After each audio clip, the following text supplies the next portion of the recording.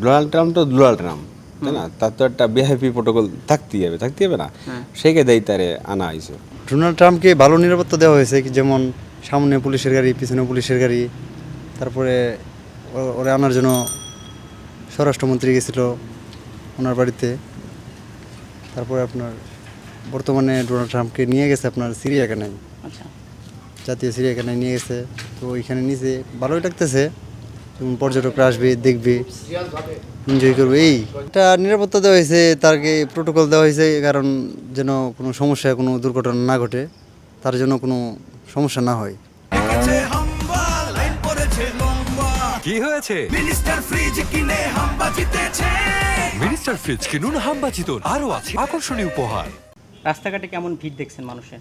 বহুত ভিড় ভাই, বহুত, যেমন ভাইরাল হয়ে যাওয়া হয় আর কি, ব্যাপক পরিমাণ মানুষ।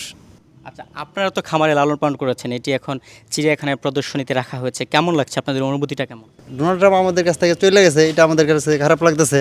ডোনাল্ড ট্রাম্প তো ডোনাল্ড ট্রাম্প, তাই না? তার তো একটা বিহেভি প্রোটোকল থাকতেই হবে না? সেইকে দেয় তারে আনা হয়েছে। আচ্ছা, কেমন প্রোটোকল দেওয়া হয়েছে?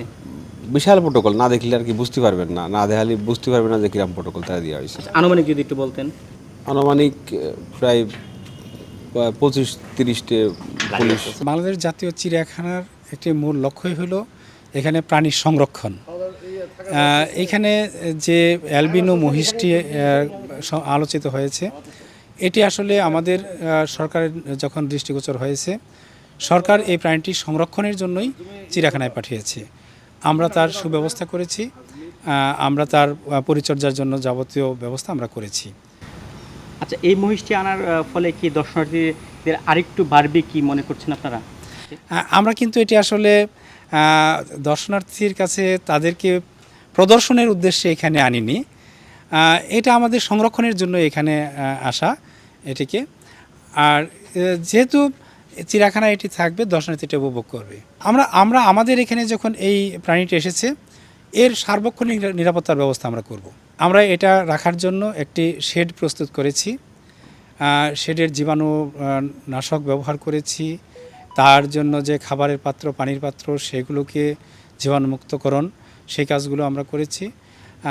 তার উপরে একটি শেড নির্মাণের অলরেডি ওই খাঁচা একটি শেড আছে, তারপরও তার খাবারের পাত্রের উপর একটা পৃথক শেড নির্মাণে আমরা ব্যবস্থা করেছি। তার স্বাস্থ্য পরীক্ষা করেছি আমরা, সে সম্পূর্ণ সুস্থ রয়েছে। আমরা আমাদের ওখানে সার্বক্ষণিক অ্যানিম্যাল কেয়ারটেকার রেখেছি, আমাদের কর্মকর্তা রেখেছি, তারা এটি সবসময় দেখভাল করছে।